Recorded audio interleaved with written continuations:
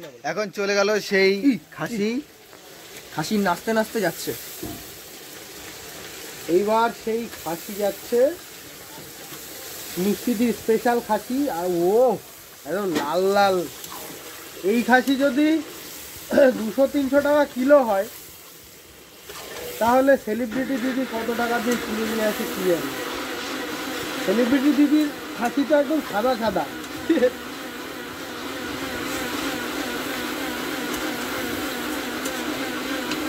ব্র্যান্ডের কোম্পানি বিক্রি করি না, লোকাল দেশি খাসিটা বিক্রি করি। দেশি খাসি তো, তাই তো? হ্যাঁ, এক পিস তুলে দেখাও। মাংস হাতায় তুললে না মাংস বোঝা যাবে যে মাংস আছে। সেটাই। ওয়েট কত করে আছে একটা? এটা 60 গ্রাম ধরলে দেখলে তো বোঝা যায়।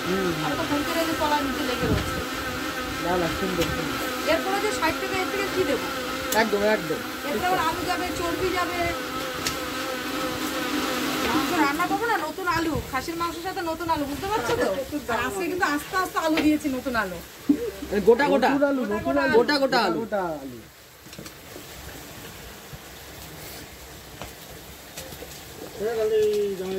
তুমিও 3 পিস চলবে 20 কেজি পয়সা দেবা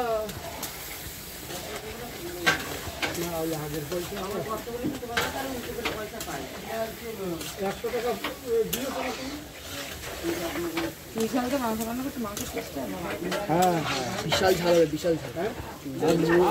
ওখানে চিকেনটা রান্না হচ্ছে টেস্টি হয় মাংসের কথা। ওই চিকেনটা কি একই রেট রেখেছো?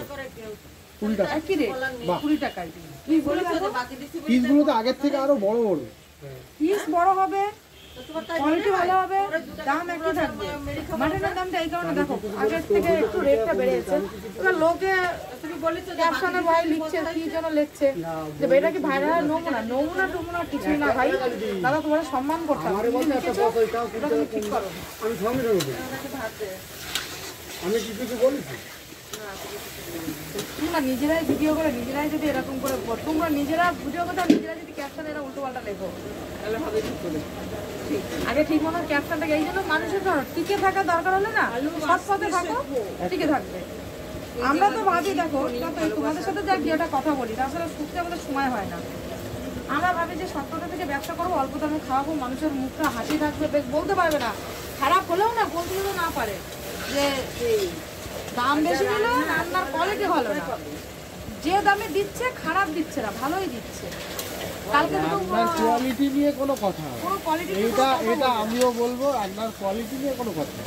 কালকে তো একদম ঘরোয়া ভাবে ওরা অফিসে কোন কিসের চাকরি করে তা বলছে আসার সময় পায় না, বেশ একটু বয়স জোড়ায়। তা কলকাতা মানে বুঝতেই পারছো একটু অন্য ধরনের। আমি তো এই টেবিলে বসেছে, বসার পর ডাক দিল, গেলাম।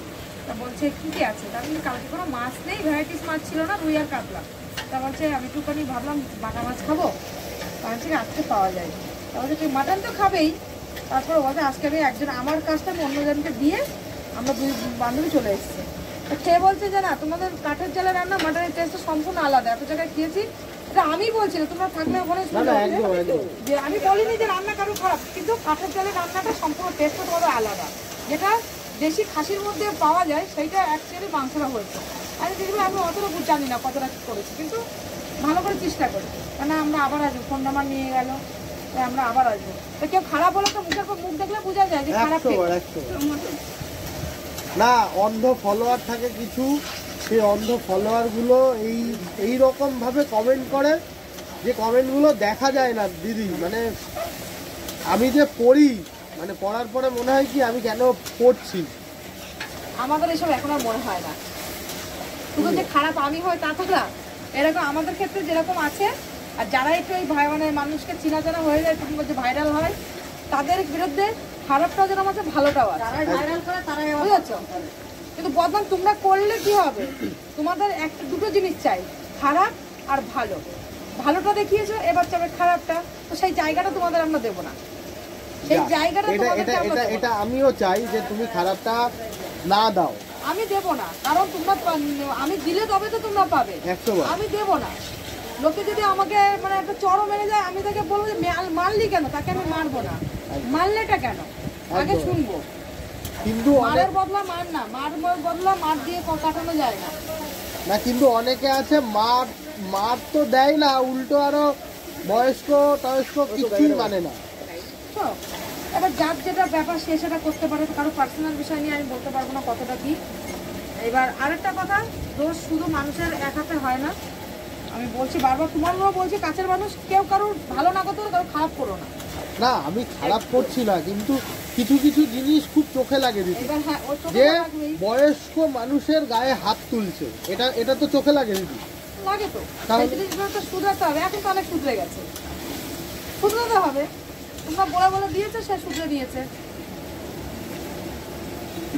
ভুল মাত্রে মানুষ করে, আমি কারোর ক্ষেত্রে বলছি না, ভুল মাত্রে মানুষ করে, আমিও করি। পরবর্তীকালে ভিডিওটা যখন দেখি যে এই জায়গাটায় ভুল বলেছি, আমি পরবর্তীকালে নেক্সট টাইম আমাকে একটু সতর্ক হতে হবে। একশো। এরকম।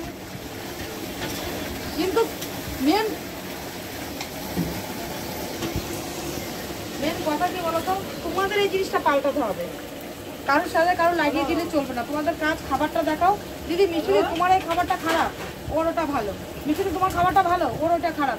এই খাবারগুলোকে নিয়ে তোমাদের বিচার করো। ফুটবলারকে যারা, এই ফুটবলার নিয়ে যারা ভিডিও করে, তাদের মানে কাজ কিন্তু এটা। কম্পেয়ার, না ব্যাপারটা কি বলতো, কম্পেয়ার না করলে তো মানুষ বুঝবে না।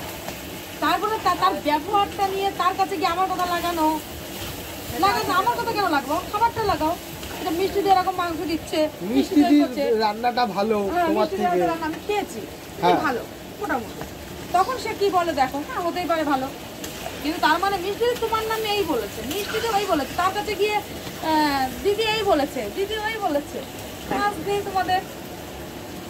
সত্যি সত্যি ফুড ব্লগারদের কোনো কাজ নেই, এটা সবাই বলে। কাজ তো আরে নেই। তুমি তো না, কাজ থাকলে কি এই কেউ করে বলো? অবশ্যই কাজ তো নেই। তার কথার মধ্যে আমি তোমাদেরকে সত্যি খারাপ বলছি না, আমি বলছি এইগুলো থেকে দূরে থাকি। আসলে এটা হচ্ছে তোমাদের দোষ না, মানুষ দেখে কেন, মানুষ দেখে কেন। এটাই কে বলে? গালাগালি দিচ্ছে কিন্তু তবুও সেই ভিডিও দেখছে। কমেন্ট করছে। হ্যাঁ, কমেন্টস করছে, বলছে এরকম ভিডিও মানুষ বানায়, এরকম ভিডিও মানুষ দেখে, কিন্তু সে কমেন্টস করছে। খাবার তাহলে নিয়ে নিশ্চয়ই সে অনেকে দেখছে, খারাপ তার বলছে। জন্য কমেন্টস করছে। সেটা বলছি, মানুষের খারাপ নিয়ে খাবার এনে, এই ও দিদি ওই মাছ তো যে আমার দোকানে খায়নি, সে কি করে কি আরেকজনের কাছে আমার নামে নিন্দে করে। ওটাই আমি অনেককেই কমেন্টসে রিপ্লাই, মানে আমি না দিতে পারলে কমেন্টসে রিপ্লাই দিই না, কিন্তু অনেককে কমেন্টস করেছি যে মিষ্টিদির হাতের রান্না খাও, তারপরে কমেন্টস। এই যারা খায়নি, যারা কমেন্ট করে, এটা তাদের রুচি। ঘরে বসে তারা ফোন টেপা তাদের রুচি, আগে খেয়ে তারপরে কমেন্ট করতে হবে। সেটাই। এগুলো যারা করে, কিছু কিছু অন্ধ ভালোবাসার মানুষ আছে, তারা বলতেই পারে, কাজই এটা।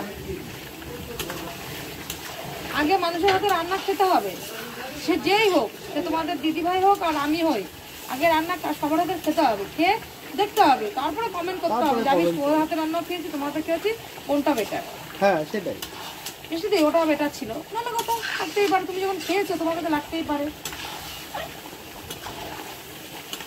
আমিও তো অরুণদার কাছে গেছিলাম, আর তারপরে অন্য দোকানে খাইনি। আমি কি বলবো অরুণদার খাবারটাই ভালো, ও পাশের দোকানের খাবারটা খারাপ? আমি তো খাইনি সেই দোকানের থেকে, তো আমার কাছে দাদার খাবারটা বেটার লেগেছে, তো এটা ভালো হয়েছে। কিন্তু আমি বলিনি যে পাশের দোকানগুলো, কারণ প্রত্যেকটা মানুষের দোকানে গেছিলাম খাবার। ফিশ ফ্রাই, ওই যে চিত্তাবাবুর যে দোকানটা আছে, ফিশ ফ্রাইটা ট্রাই করেছে আমার বর, বললো যে খারাপ না, ভালো। আর কিছু ট্রাই করে, কারণ অনেক বেলা হয়ে গেছিলো, কিছু খেতে পারিনি, অরুণদার দোকানেই খাওয়াটা সেরেছিল। আচ্ছা, তো ভালো খেয়েছি, আমার কাছে ভালো লেগেছে। তোমাদের কাছে যে লাগবে তার কি মানে আছে? 100 বার। যার কাছে মানুষকে কে ভালো লাগবে, তার খাবারটাও ভালো লাগবে, আর যার খাবারটা ভালো হয় তার মানুষটাকেও ভালো লাগবে। 100 আর আমাকে যার পছন্দ হয় না, তার আমার খাবারও পছন্দ হবে না। 100 বার। তার মনে তো মানে আমার জন্য তার হিংসা ভর্তি, যে আমার খাবারে কি তো গুণ গাবে না।